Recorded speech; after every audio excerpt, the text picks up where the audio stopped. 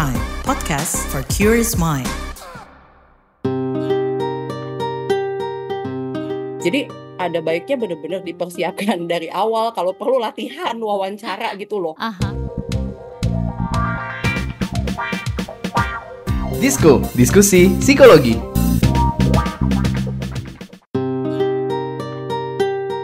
Hai Warriors, selamat datang kembali di podcast Disko, diskusi psikologi persembahan KBR bareng komunitas Into the Light Indonesia. Hapus stigma, peduli sesama, sayangi jiwa. Gimana Warriors kabarnya? Semoga baik dan juga sehat. Hari ini kita akan ngomongin topik yang seru banget. Dan topik yang menurutku akan relate dengan banyak orang sih. Karena ini kan tahun baru ya. Biasanya sih banyak yang lagi nyari kerjaan baru juga. Yang pengen ganti suasana, biasanya mulai rajin memantau loker-loker pekerjaan ya. Info lowongan kerja juga bisa ditemuin di berbagai platform, nggak cuman media sosial. Nah, kalau misalnya kita menilik data dari Badan Pusat Statistik yang dirilis 5 November 2024, jumlah penduduk yang bekerja pada Agustus 2024 itu ada sebanyak 144,64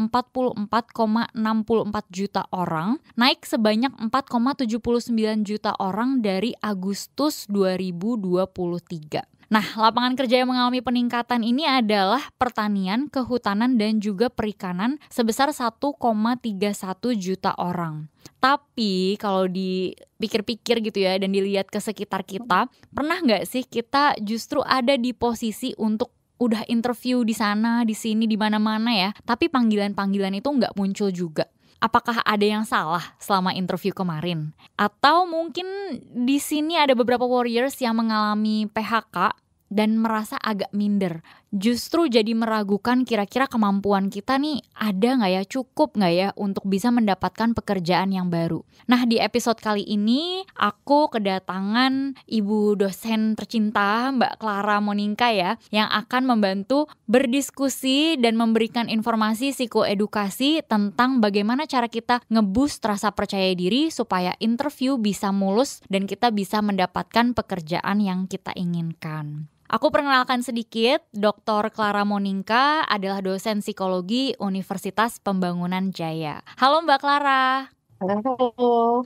Oke, Mbak Clara, jadi kita nggak bisa memungkiri ya kalau angka pengangguran di Indonesia itu saat ini sedang cukup tinggi. Dan nggak jarang orang yang sudah beberapa tahun lulus kuliah atau sekolah masih saja menganggur karena sulitnya mendapat pekerjaan. Nah, gimana sih kira-kira pengaruh dari situasi ini kepada diri seseorang? Oke, saat ini memang banyak ya Mbak fenomenanya orang nganggur atau bahkan udah kerja tapi kemudian dalam posisi di PHK atau dirumahkan karena memang kondisi ekonomi dan sebagainya gitu kan yang membuat memang hal tersebut terjadi. Nah, kondisi tersebut ya jelas akan berpengaruh pada orang yang sedang mau masuk ke dunia kerja nih ya, mau cari kerja. Otomatis mereka akan merasa bahwa dunia pekerjaan akan lebih kompetitif lagi. Terus kemudian belum lagi ya kalau zaman sekarang nih banyak kan orang yang kemudian jadi overthinking, kemudian bisa nggak ya akhirnya saya dapat kerjaan dan sebagainya. Mungkin aja ya bisa jadi malah jadi cemas gitu dan kemudian juga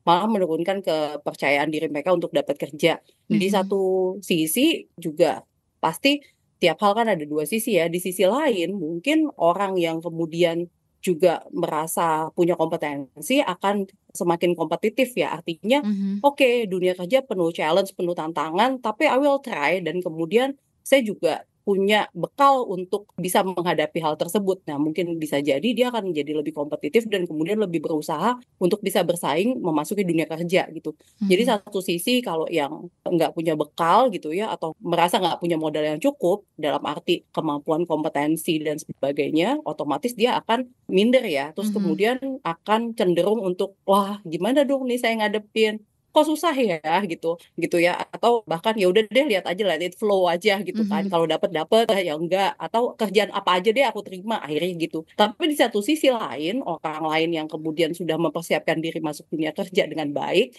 kompetensinya juga oke, nah dia akan ya maksudnya ya mau nggak mau nih ya siap nggak siap ya kita mesti masuk dunia kerja dan saya siap nih untuk kompetisi, bisa jadi akan begitu gitu. Oke, jadi menemui challenge yang sama tapi outputnya bisa sangat berbeda bergantung dengan rasa percaya diri kita juga ya terhadap kemampuan kita. Kalau kita merasa, oh kayaknya ternyata aku nggak mampu nih, malah jadi minder, malah Ya. jadi menerima pekerjaan apa aja, dan mungkin malah daya juangnya akan turun. Tapi kalau ternyata kita merasa kita mampu, mungkin kalau bahasa psikologinya self efficacy-nya tinggi gitu ya, kemudian kita merasa kita kompeten, kita akan lebih semangat dan justru lebih ada motivasi untuk berjuang dan mendapatkan pekerjaan yang memang sesuai dengan kemampuan kita. Nah sayangnya tapi sepertinya banyak ya yang merasa justru makin minder kalau misalnya belum mendapatkan pekerjaan yang mereka inginkan. Dan ketika melamar kerja, belum mulai interviewnya aja itu udah ngerasa minder, anxious gitu ya, cemas, takut nanti interviewnya nggak berjalan dengan baik. Kira-kira biasanya masalah apa aja sih Mbak yang muncul sebelum interview dimulai?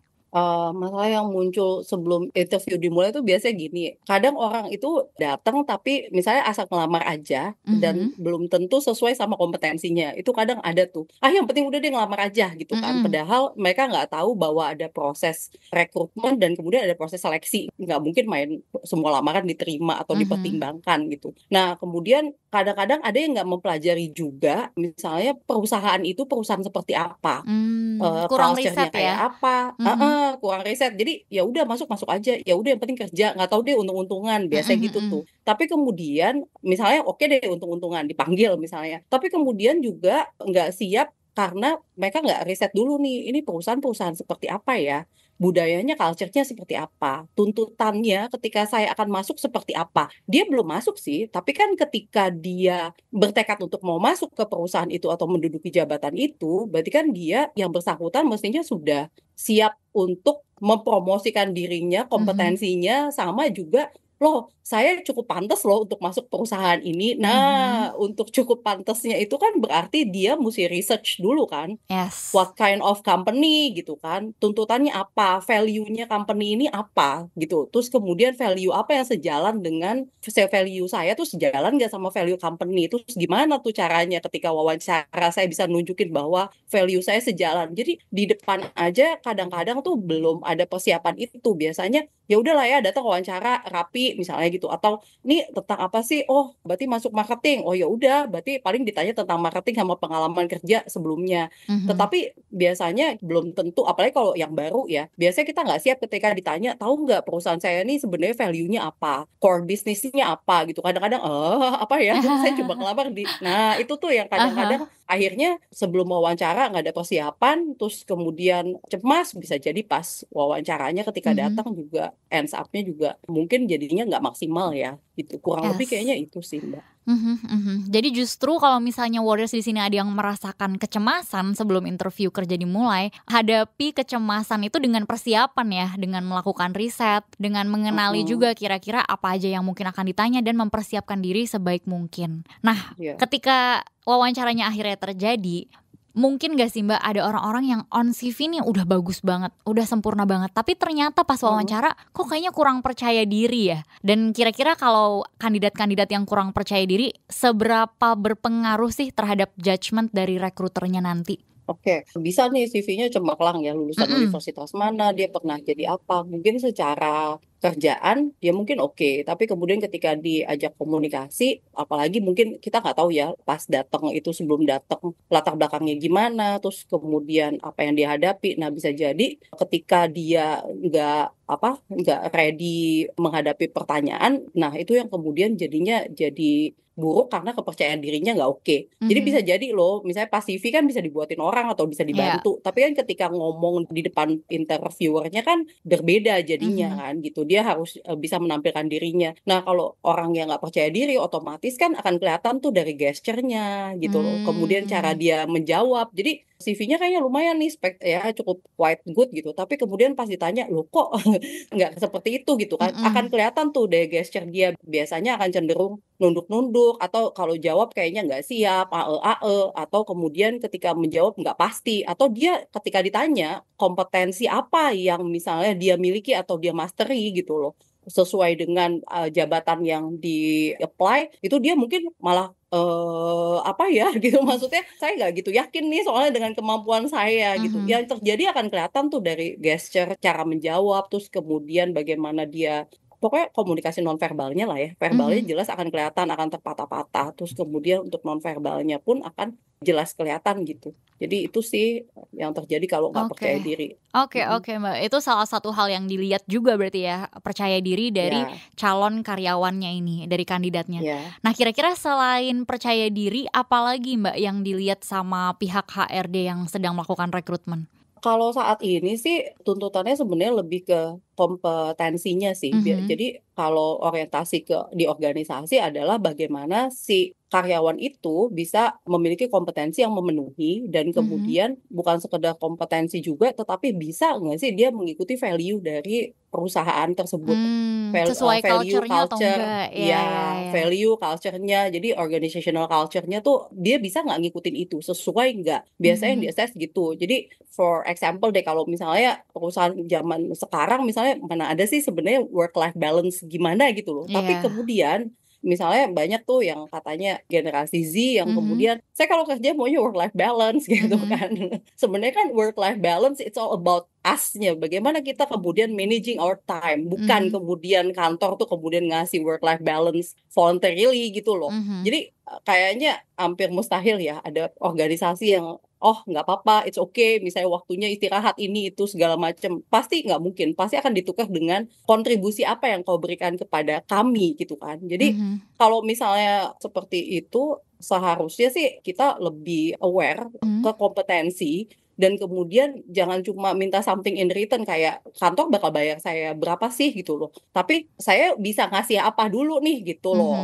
Itu kan kontribusi saya tuh apa nih, saya bisa ngembangin sampai segininya nih, baru kemudian something in return ya, berhubungan sama keadilan atau valensi, artinya teori keadilan. Kalau saya udah bisa ngasih apa, pasti kan kemudian pekerja juga minta imbalannya gitu. Yes. Jadi jangan expect di depan bahwa akan dikasih macam-macam dulu, malah biasanya kantor tuh akan fokus kompetensinya apa yang bisa dikasih, added value-nya apa ketika kamu masuk ke kantor saya, ada nilai tambah nggak buat kantor saya, terus kemudian atau perusahaan saya, terus kemudian bisa nggak kamu juga ngikutin our organizational culture gitu loh, terus malah memberikan nilai tambah buat perusahaan. Jadi ada baiknya benar-benar dipersiapkan dari awal, kalau perlu latihan wawancara gitu loh. Jadi kita Iya. harus tahu betul gimana cara menampilkan kekuatan-kekuatan yang kita punya, potensi-potensi dari added value yang mungkin bisa didapatkan perusahaan ini sehingga mereka mendapatkan kesan yang positif dan mau untuk menerima kita di perusahaan mereka. Iya. Nah, nanti lebih spesifiknya gimana cara mempersiapkan diri sebelum interviewnya akan kita bahas setelah jeda ya. Tolong! Ada apa MJ? Spider-Man tolong tangkepin orang ini. Aku habis kena tipu investasi bodong nih. Sekarang aku bangkrut. Oh alah, pasti belum dengerin Uang Bicara ya? Uang bicara. Apa itu? Podcast ekonomi dan literasi finansial dari KBR Prime. Narasumbernya kredibel dan topiknya cocok banget buat anak muda kayak kita. Ada juga nih, topik biar gak ketipu investasi bodong. Uang Bicara, menavigasi kamu supaya tetap cuan dari KBR Prime. Oke Warriors, kembali lagi kita akan langsung bertanya ke Mbak Clara. Jadi gimana nih Mbak caranya untuk kita tadi ya berlatih mempersiapkan diri segala macam supaya ketika kita interview kita betul-betul sudah siap dan sudah bisa meninggalkan kesan yang baik. Contohnya nih, apakah kita perlu misalnya kayak latihan berjalan atau misalnya mengenakan pakaian yang gimana gitu ya Mbak, atau kita perlu latihan interview atau perlu melakukan apa nih kira-kira Mbak? Oke, kalau tadi sebelum interview memang harusnya kita udah riset dulu organisasi atau company-nya kayak apa, culture-nya, terus kita juga udah tahu peranan kita tuh nanti bagaimana gitu loh. Jadi di sana tuh bakal ngapain ya kalau saya ngelamar jadi posisi itu seperti apa ya gitu. Terus kemudian kayaknya udah mesti tahu itu dulu. Jadi misalnya ngelamar di A, berarti kita udah mesti tahu banyak tentang si A gitu kan. Nah, terus kemudian sebenarnya mesti latihan tuh. Jadi kita mesti prepare atas respon-respon kita gitu kan. Jadi mengantisipasi pertanyaan-pertanyaan. Misalnya nih, kalau di psikologi tuh kita biasanya kan kalau wawancara ya orang HR itu pakai STAR ya, yang situation, task, action, result gitu kan. Nah, biasanya baca-baca deh tuh gitu, situasi. Biasanya kita ditanya kan, pada situasi apa Anda akan melakukan ini? Nah, berarti kita udah siap sendiri tuh. Biasanya, oh entah ditanya kayak gitu nggak ya? Saya pernah mengalami situasi itu nggak ya? Terus kemudian apa yang saya lakukan? Biasa kan kayak gitu kan gitu loh. Nah, terus kertas tugas-tugas apa yang pernah kita lakukan sebelumnya gitu loh, pada posisi sebelumnya, terus keberhasilannya gimana. Nah, itu biasanya ketika mau interview kita ya udahlah datang-datang aja, tapi kemudian nggak cari tahu, ada teknik interview apaan ya modelnya ya gitu kan. Itu biasanya nggak tahu tuh gitu. Paling enggak bacalah gitu, biar kita tahu kan jadinya, ternyata yang ditanya tuh biasanya bisa jadi case atau kemudian apa yang pernah kita lakukan, pencapaian kita, biasanya kayak gitu. Jadi nggak kaget gitu ketika ditanya, pernah nggak dapat kasus seperti ini, bisa nggak memecahkan masalah seperti ini, coba tunjukin misalnya bagaimana cara Anda memecahkan masalah dan sebagainya. Nah itu kan sebenarnya kadang-kadang tidak atau kurang dipersiapkan kan. Nah jadi itu next time dicoba deh dipersiapkan, baca. Biasanya kalau interview ditanya nih apa aja. Oke Mbak Clara, jadi kalau terkait pakaian kira-kira baiknya gimana nih Mbak? Oke, untuk pakaian ada baiknya si dress code-nya itu disesuaikan aja professionally. Jadi misalnya company culture-nya misalnya profesional, misalnya dosen atau kemudian bagian legal, itu kan biasanya professional looks kan gitu. Ya berarti disesuaikanlah dengan kondisi tersebut gitu loh. Jadi lihat dulu yang professional looks menurut mereka tuh kayak apa. Jangan according to us gitu loh. Kadang-kadang kan ada tuh smart casual, itu profesional nggak jadinya gitu loh buat perusahaan itu gitu. Ada perusahaan yang professional looks tuh rapi banget, berarti mesti pakai jas gitu, misalnya datang, mesti pakai dasi misalnya. Atau kalau yang perempuan tuh rapi, nggak sekedar blus tapi juga pakai blazer misalnya gitu kan. Jadi disesuaikan lah, misalnya dandan lebih rapi sedikit, terus jangan menor, terus kayak apa gitu loh. Jadi berpakaian sepantasnya, sewajarnya untuk yang sesuai dengan company culture-nya gitu loh. Kalau memang dia startup misalnya, smart look tuh kayak apa sih, professional tapi ada casualnya misalnya kayak gitu. Jadi sebisa mungkin menampilkan diri dengan sebaik mungkin lah. Jangan, karena kan kita baru mau masuk nih gitu, baru mau diinterview. Jadi intinya biarpun perusahaannya kelihatan santai pun, kita tetap mesti menunjukkan bahwa diri kita menghormati si interviewer dengan menggunakan pakaian yang formal lah ya gitu, yang profesional gitu. Terus kayaknya kalau pakaian itu sih Mbak, sisanya ya praktis lah ya. Tanya teman yang udah pernah kerja dulu waktu interview, masuk ditanyain apa ya gitu. Atau misalnya tanya dosennya, misalnya kayak mahasiswa saya tuh nanya sama dosennya, kan bagus ya gitu. Malah Mbak, kalau misalnya kerja tuh biasanya ditanya nih apa aja ya gitu kalau mau interview. Nah itu kan juga bagus juga tuh, dia nanya kan sama orang lain. Atau misalnya kalau punya teman HR juga bisa tanya, biasa kalau ditanya interview apa ya. Jadi explore lah gitu loh, jangan tiba-tiba mencari-cari di media sosial sembarangan gitu kan. Mendingan cari sama sumber yang reliable atau terpercaya gitu. Terus ya practice lah ya, maksudnya di depan cermin kayak gitu, gesture-nya gimana, cara ketawanya misalnya, nyengirnya gitu kan. Jadi maksudnya menunjukkan bahwa dia tuh smart kayak apa gitu loh. Misalnya gesture yang menunjukkan ketertarikan tuh seperti apa misalnya kayak gitu. Jadi belajarlah untuk menampilkan diri dengan baik gitu. Nah terus kemudian ya sama itu sih ya, paling bawa portofolio lah ya. Kan kalau CV kan belum tentu ada lah portofolio. Cuma ada pekerjaan tertentu kan yang butuh portofolio. Jadi siap tuh misalnya membawa materi-materi yang berkaitan dengan hasil kerja atau kompetensi. Jadi oke, bener nih ada sertifikasi ini, bawa siapin aja gitu loh. Jadi nggak cuma di CV aja. Terus atau ada portofolio lain ya, misalnya foto, ada apa sih hasil karya, atau kalau arsitek tuh biasanya kan ada rancangan, desain, ya bawa aja gitu. Jadi udah siap dengan itu sih. Yes, emang sih, Mbak, kuncinya itu kayaknya lebih banyak di persiapannya ya. Di hari H itu udah tinggal eksekusi aja. Tapi persiapannya tuh udah dari jauh-jauh hari, riset bajunya seperti apa, bawa portofolio kita gitu. Mungkin aku mau sedikit menambahkan juga dari pengalaman pribadi. Sebenarnya dulu ketika wawancara daftar profesi, itu yang aku lakukan adalah semua pertanyaan yang aku tahu, yang aku tanya dari senior, kira-kira yang ditanya apa ya. Terus siapin dulu tuh misalnya di Excel gitu ya. Terus kita siapin jawaban kita kira-kira kayak gimana. Habis itu coba kita role play sama diri sendiri gitu ya. Rekam, kalau aku rekam gitu misalnya pakai webcam di laptop. Habis itu tonton lagi, kira-kira ini udah oke belum ya gitu. Oh ternyata misalnya aku kurang senyum, aku menjelaskannya terlalu jutek, kurang jelas. Kita jadi bisa evaluasi diri sendiri juga ya Mbak ya.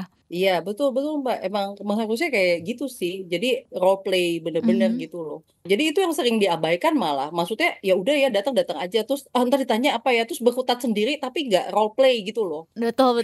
Nah itu dia yang aku mau tanya selanjutnya sih Mbak. Sebenarnya banyak yang merasa aduh cemas banget ketika mau wawancara. Jadi bukan persiapannya, tapi di hari hanya itu cemas banget, ya. grogi banget. Kira-kira itu harus gimana ya Mbak ngatasinnya? Oke, yang pertama tuh yang sering bikin orang tambah cemas adalah dia datang terlambat. Aduh, itu first Iya, atau impression yang buruk ya, Mbak? Iya, atau datang pas-pasan ya. Jadi kalau mau datang wawancara, kalau sebisa mungkin supaya juga bisa ngurangin rasa cemas, itu datanglah setengah jam sebelumnya kek gitu loh. Jadi jangan mepet banget 5 menit. Jadi bayangin nggak sih dia tuh dari depan lari-lari ke birit-birit itu aja kan sebenarnya udah menambah kecemasan ya gitu loh. Yes. Maksud saya tuh ya udah kalau udah tahu mau wawancara, ya nggak apa-apa datang aja lebih early kan kita nggak tahu di jalan ada apa gitu kan. Jadi buat saya sih kalau orang tuh ada yang bilang 10-15 menit, bagi saya setengah jam lah sebelumnya. 1 jam juga nggak apa-apa gitu, baca buku kayak ngapain kayak gitu loh. Jadi ya daripada terlambat kan gitu, kesan pertamanya lebih jelek lagi. Ini orang kenapa sih gitu diwawancarain mau diwawancarain terlambat. Kan alangkah baiknya kalau orang yang mewawancarai datang terus, "Wah, tadi tuh macet banget gini, kok kamu bisa datang tepat waktu?" "Karena saya datang tadi udah lebih pagi, Bu," gitu misalnya. Kan kesannya jadi lebih oke kan gitu loh. Jadi dianggapnya lebih prepare gitu, well prepare gitu. Jadi ya setengah jam lah ya kurang lebih gitu. Jadi kalau setengah jam tuh masih bisa tarik nafas, hembus nafas gitu kan. Terus kemudian beberes lihat penampilan di kamar mandi gitu kan gitu. Jadi itu penting loh untuk mempersiapkan diri lebih tenang dan kemudian bikin kita kenal lingkungan di tempat kerjanya itu kayak apa gitu. Jadi nggak nyari-nyari lokasi dan sebagainya, tapi kita udah cukup kenal aware, oh kayak gini kantornya. Bahkan bisa baca-baca dulu tuh company profile-nya segala macam misalnya kayak gitu kalau ada gitu kan. Nah, terus kemudian yang penting itu ya, maksudnya kita bisa mengatur emosi kita. Jadi kalau misalnya tahu kita cemas, berarti gimana tuh cara ngatasin itu. Misalnya kayak sebelum itu kita udah bernafas dulu tuh misalnya gitu tarik nafas gitu ya. Terus abis itu senyum misalnya gitu. Coba senyum dulu di kamar mandi dan sebagainya gitu. Nah, kemudian ya udah percaya bahwa ketika masuk, kita sebelum masuk nih kita udah percaya bahwa kita cukup berkompetensi dan kemudian akan melakukan yang terbaik untuk diriku. Jadi Misalnya kayak gitu. afirmasi Nah, lagi itu ya, Mbak? ya diafirmasi lagi lah ya gitu. Jadi afirmasi positif untuk diri itu penting gitu kan. Jadi ayo saya mau coba, saya pasti bisa nih gitu. Ini pasti udah sesuai sama kompetensi saya akan berusaha kayak gitu. Nah, kalau ketika udah masuk ke tempat wawancara ya berarti kan mesti jangan lupa tuh senyum misalnya. Jadi bener-bener ngontrol kondisi diri kita. Jadi kita mesti aware tuh, karena mesti aware mendengarkan, kan mendengarkan pertanyaan kan, entah kita ketakutan malah pertanyaan nggak didengerin, malah terus nggak bisa jawab misalnya kayak gitu. Jadi kita kan nanti akan jadi active listening juga kan gitu. Nah terus kemudian juga mesti aware kondisi kita nih, misalnya apakah kita harus tersenyum gitu loh, terus posture kita misalnya agak ke depan gitu condong misalnya, terus kemudian juga misalnya salaman dan sebagainya gitu loh, misalnya ketika handshake tuh firm atau enggak, nah gitu kan. Nah itu kan juga kelihatan, terus eye contact gitu. Nah kita mesti sadar tuh misalnya kapan tuh kita nunduk terus nih, berarti kayak gimana. Jadi mesti sebenarnya quite aware gitu loh. Ketika kita wawancara, kita memantau sendiri kondisi kita gitu loh. Termasuk ketika mendengarkan, jangan sampai tuh, hah apa ya Pak? Pak boleh diulangi lagi nggak? Boleh diulangin lagi nggak? Itu kan waduh bikin orang jadi kesel ya gitu. Nah makanya memantau tuh, sangat penting ya gitu loh. Jadi kita benar-benar mesti aware dengan kondisi kita saat itu gitu. Nah kemudian berkomunikasi dengan jelas, terus pace-nya nggak usah cepet-cepet berarti gitu kan, supaya kalaupun cemas nggak terlalu kelihatan dan punya waktu buat mikir. Biasanya kalau orang cemas ngomongnya agak cepet gitu kan. Gitu. Nah kalau ini berarti ini mungkin pace-nya diperlambat ya gitu, supaya ada waktu buat mikir gitu loh. Kalau ada apa-apa misalnya masih bisa mikir dulu gitu loh. Gitu. Jadi itu sih yang perlu diperhatikan ketika interview ya gitu loh. Oke. Terus terakhir jangan lupa tuh misalnya menyampaikan terima kasih segala macam itu jangan lupa tuh bagian dari attitude kan gitu kan. Yang juga kan dilihat orang gitu loh. Misalnya ya udah silakan saudara meninggalkan ruangan ini, main pergi aja gitu kan. Tapi kan itu ada yang suka lupa. Ada loh Mbak yang lupa tiba-tiba dia pergi aja terus gitu. Padahal kan maksudnya terima kasih Bapak Ibu untuk kesempatan yang diberikan kepada saya apa misalnya kayak gitu. Itu kan bisa menutup dengan baik ya gitu loh. Bukan cuma first impression tapi impression di akhir juga harus dijaga ya. Iya betul. Tapi kemudian masih ada hambatan, takut cemas, kemudian takut gagal dan sebagainya, ada fear of failure gitu kan, terus-terusan gitu kan. Nah, berarti kan mungkin loh ada hambatan lain ya selain itu yang perlu dibantu oleh profesional. Makanya don't worry untuk misalnya bertanya atau kemudian asking for help gitu kan.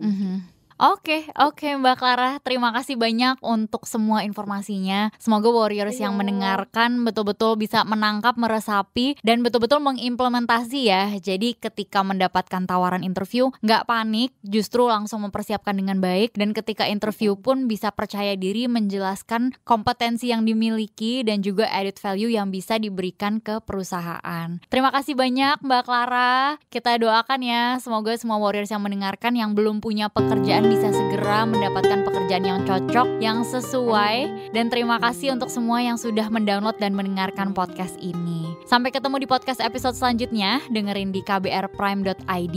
Aku Mahari, pamit undur diri dulu. Bye-bye.